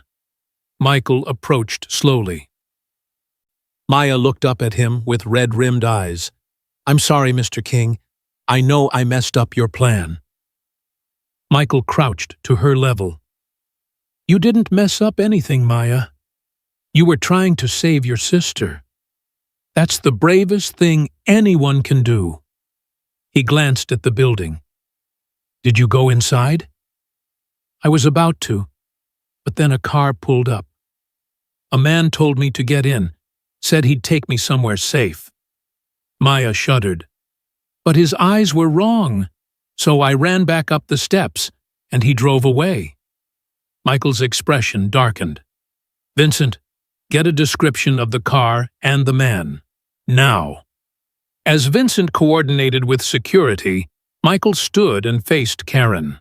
The streetlights cast shadows across his face, making him look older, wearier. I can't protect you, he said quietly. Not like this. Not with half the criminal underworld trying to use you against me. He took a shaky breath. So I'm letting you go. Karen's heart cracked. What? Tomorrow morning, you and Maya get on a plane. New identities are being arranged. A house in Portland. New jobs. New lives. The attorney will handle the social services case. With your fresh start and stable employment, Grace Hartley will have no grounds to take Maya. Michael's voice was steady, but his eyes betrayed him. You'll be safe. You'll be together. And you'll be far away from me. And you? I stay here. I clean up the mess. I make sure no one ever threatens you again. He reached out and touched her cheek, the gesture achingly tender. And then I let you live the life you deserve. One without bullets and bodyguards and blood. Michael, I don't want... It's already done, Karen. The plane leaves at 6 a.m. He stepped back, severing the contact. Vincent will take you back to the estate to pack. I have loose ends to tie up. He was shutting down, Karen realized, pushing her away to save her. And she was powerless to stop it. As Michael walked away, disappearing into the night with his security team, Karen felt something inside her shatter. She'd finally found someone who saw her, who valued her, who made her feel alive. And now she was losing him. Maya grabbed her hand. Care, are we really leaving? Karen watched Michael's SUV disappear around the corner, taking her heart with it. I don't know, baby, she whispered. I honestly don't know. Karen didn't sleep that night. She sat in the guest room at Michael's estate, watching Maya sleep peacefully for the first time in days, and thought about her mother. Denise Chase had been a fighter, even when cancer was eating her alive, even when medical bills buried them in debt. She'd never given up. Her last words to Karen, don't just survive, baby. Live. Fight for what matters. Fight for love. Karen had been surviving for 2 years, working herself to exhaustion, swallowing her pride, making herself invisible just to keep Maya safe. She'd been so focused on not losing what little she had that she'd forgotten how to fight for something more. But then Michael had walked into her life, and for the first time since her mother died, Karen had felt alive, not just existing, but truly living. Michael saw her, not as a servant or a burden, but as an equal, someone worth protecting, worth loving. And now she was supposed to just walk away, accept the safe option? Let Michael face his enemies alone while she hid in Portland with a new name and a half-life? No. The realization hit Karen like lightning. She stood up, her heart pounding with sudden clarity. She wasn't running. Not anymore. Karen grabbed her phone and scrolled through company contacts until she found the one she needed. She dialed, praying he'd answer at 3 a.m. Vincent? It's Karen. I need your help. An hour later, Karen sat in Michael's office, the same office where the window had shattered days ago, now repaired with bulletproof glass. Vincent sat across from her, laptop open, looking both impressed, terrified. You understand? What you're asking could get us both killed, Vincent said. I understand, but Michael is about to make a deal that will put him in witness protection for the rest of his life. He'll lose everything, his businesses, his mother, his entire identity, just to keep Maya and me safe. I can't let him do that, Vincent. What's your alternative? Karen took a breath. We find the traitor, the person who leaked those photos, who's been feeding information to Michael's enemies. We cut off the head of the snake. Michael's been trying to find the mole for months because he's been looking at his enemies, the rival families, the people who want him dead. Karen leaned forward. But what if it's not an enemy? What if it's someone who wants to take over his empire? Vincent's eyes widened. You think it's someone inside the organization? I know it is. Think about it, Vincent. The shooter knew exactly when Michael would be in his office. The photos were taken by someone with access to his schedule, his private dinners. And the timing, right when Michael's trying to go legitimate, it's too convenient. So who? Karen pulled out her phone, showing Vincent the threatening text from earlier. This text came from an unknown number. But look at the phrasing. Leave Chicago tonight, or she becomes collateral damage. Who talks like that?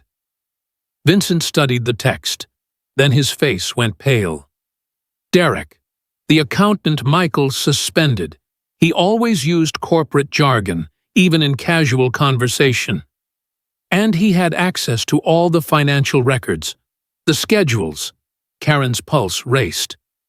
Michael humiliated him in front of me, suspended him without pay. What if Derek decided to get revenge by making Michael look weak? By proving he couldn't protect his own people? Vincent was already typing furiously on his laptop. If Derek is the mole, he'd need to be communicating with Michael's enemies, probably through encrypted channels. He pulled up a program Karen didn't recognize. I have access to all employee communications. It's in the contract everyone signs. Let me check Derek's emails, texts, everything. They worked in tense silence for 20 minutes. Vincent's fingers flew across the keyboard while Karen paced, her mind racing. If she was wrong, they were wasting precious time. But if she was right... Got him, Vincent's voice was shaking. Encrypted emails to Giovanni Russo, head of the Northside family. Derek's been feeding him intel for 6 months, meeting schedules, security protocols, even... Vincent's face hardened. Even the layout of this estate. Karen's blood ran cold. Vincent, if Giovanni has this information... The lights went out. Emergency lighting kicked in a second later, bathing everything in eerie red. An alarm began to wail. Breach! Vincent shouted, jumping to his feet. Someone's breached the perimeter! The office door slammed open. Michael stood there in tactical gear, gun in hand, his face a mask of controlled fury. Karen, what the hell are you doing here? You're supposed to be... It's Derek, Karen interrupted. He's the traitor. He's working with Giovanni Russo and Michael. I think this is the attack. I think they're here. Michael processed this in a split second. Vincent, get her to the safe room. Now. No, Karen grabbed his arm. I'm not hiding while you fight.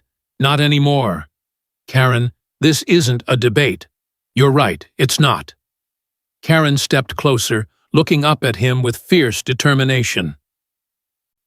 I'm not the scared waitress you met at the restaurant anymore, Michael.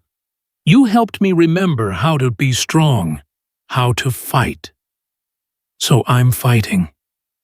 For you, for us, for the life we could have if we're brave enough to take it. Something shifted in Michael's expression. The fear melted away, replaced by something that looked like awe. You're serious. Completely. Gunfire erupted somewhere on the first floor. Michael made a decision. Fine, but you stay behind me. You do exactly what I say, and if I tell you to run, you run. Understood? Understood. Michael cupped her face with his free hand, thumb brushing her cheek. When this is over, Karen Chase, we're having that conversation. The real one. Promise? I promise. Then he kissed her, hard, desperate, full of everything they hadn't said. When he pulled back, his eyes were blazed. Now let's go end this. They moved through the estate like shadows. Michael led with practiced efficiency, Vincent covering their backs. They could hear shouts, Gunfire, the sounds of Michael's security team engaging the attackers. "They're after the main safe," Michael said quietly. "All my records. All the evidence of the legitimate business deals. If Giovanni destroys it, he can claim I was purely criminal. Use it to take over my territory." "So we stop him," Karen said. They rounded the corner to the hallway leading to the safe and came face to face with Derek Thompson. The accountant stood there with a gun, hands shaking but eyes hard. Behind him, two of Giovanni's men were trying to crack the safe. "Mr. King," Derek said, attempting a smile that came out as a grimace, "I'd say this is awkward, but we're past that. Aren't we?" "You sold me out for what, Derek? Money? Pride?" "Respect," Derek shouted. "I worked for your father for 15 years. I built the financial systems that made this empire run. And you suspended me like I was nothing. Humiliated me in front of her." He gestured at Karen with the gun. "So I found people who appreciated my value. Giovanni promised me a seat at the table. Real power." "Giovanni's using you," Karen said quietly. "The moment you're not useful, you're dead. That's how men like him operate." Derek's laugh was bitter. "You think you're so smart, but you're just a waitress playing dress-up in a world you don't understand." "You're right," Karen said, and saw surprise flicker across Derek's face. "I was just a waitress, but I learned something these past few weeks. Real power isn't about fear or money or making people bow to you. It's about loyalty, trust, love. Michael has that. You never will." For just a second, Derek's gun lowered. That's all Michael needed. He moved like lightning, disarming Derek with brutal efficiency.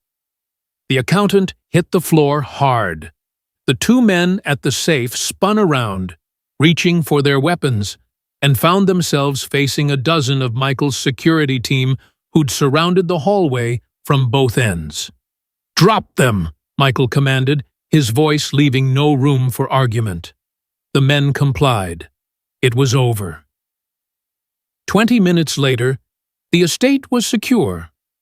Giovanni's men were in custody. Derek was being held for the police. And Michael was on the phone with someone he called simply the prosecutor. Karen sat on the steps of the grand staircase, adrenaline finally fading, leaving her shaky and exhausted. Michael finished his call and sat beside her. For a moment, they just breathed together. "You figured it out," Michael said quietly. "The traitor. You saved everything, Karen." "We saved everything," she corrected. "Together." Michael took her hand, lacing their fingers together. "The prosecutor is offering a new deal. I testify only against Giovanni and his associates, not the families I've already cut ties with. In exchange, I keep my businesses, my life. I can stay in Chicago." Karen's heart leaped. "Michael, that's incredible." "It's only incredible if you stay." He turned to face her fully. "I know you have every reason to take that plane ticket, to start fresh somewhere safe. But Karen," his voice cracked, "I'm asking you to take a chance on me, on us. I can't promise it'll be easy. My past will always be complicated, but I can promise I will spend every single day earning your trust, protecting you and Maya, being the man you see when you look at me." Karen thought about Portland, about the safe, quiet life waiting for her. Then she thought about Michael, about the way he looked at her like she was his whole world, about the life they could build, messy and complicated and real. "I'm not getting on that plane," Karen said. Michael's eyes widened. "You're not?" "No. Because my mother told me to fight for what matters. To fight for love. She squeezed his hand. And Michael King, I'm falling in love with you. So I'm staying, I'm fighting, and we're building something beautiful out of all this chaos. Michael pulled her into his arms, holding her like she was precious, unbreakable, and strong all at once. I love you. Karen, God help me, I love you so much. I love you too. When they kissed this time, it wasn't desperate or urgent. It was a promise, a beginning. And for the first time in years, Karen felt like she was exactly where she belonged. 6 months later, Karen stood in front of the mirror in her and Maya's Lincoln Park apartment, the one Michael had arranged, but that she now paid for with her own salary from managing his legitimate empire. She adjusted the necklace Michael had given her for their 3-month anniversary. Simple, elegant, exactly her style. You look beautiful, Maya said from the doorway. At 17 now, she'd grown 3 inches and had finally accepted her spot at Pembroke Prep. She was thriving. Honor roll, debate team captain, already fielding college recruitment letters. You think he suspects? Karen asked, turning. Maya grinned. Michael King? The man who knows everything that happens in this city. Oh, he definitely suspects, but he's pretending he doesn't because he loves you. Karen's heart swelled. The past 6 months had been extraordinary. Michael had kept his promise. He'd testified against Giovanni Russo and his associates. The trial had been brutal, but Michael had emerged with his legitimate businesses intact and his reputation slowly shifting from mob boss to legitimate businessman with a complicated past. It helped that he'd donated another $5 million to children's hospitals, funded a scholarship program for underprivileged youth, and hired a PR firm that actually knew what they were doing. But more than that, he'd been present, consistent, real. He'd had dinner with Karen and Maya at least 3 times a week. He'd attended Maya's debate competitions. He'd held Karen when she cried on the anniversary of their mother's death. He'd introduced her to every legitimate business contact as my partner, with a pride that made her believe it. And tonight, he was taking her back to Luminare, to Table 7, where it all started. Karen had her own surprise planned. The Mercedes pulled up to Luminare at exactly 7 p.m. Vincent, who Karen now considered a genuine friend, opened the door with a knowing smile.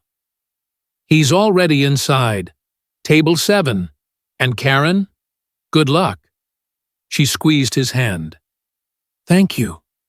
For everything. Inside, Luminare looked exactly as she remembered.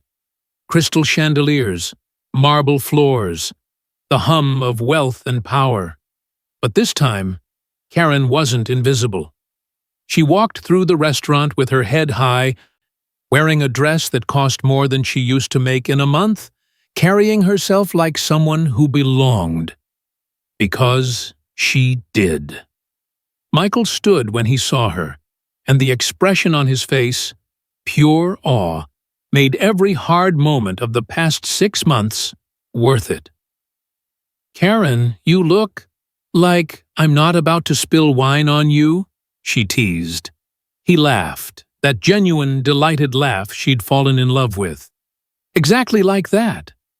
They sat at Table 7, the same table where she'd served him, where she'd challenged him, where everything had changed. I have something to say, they said simultaneously. Then laughed. You first, Michael said. Karen took a breath. Michael, 6 months ago, I was drowning, working 3 jobs, terrified of losing my sister, convinced I was invisible. Then you walked into my life and everything changed. You saw me. You challenged me. You gave me a chance to be more than I thought I could be. She reached across the table and took his hand. I know your past is complicated.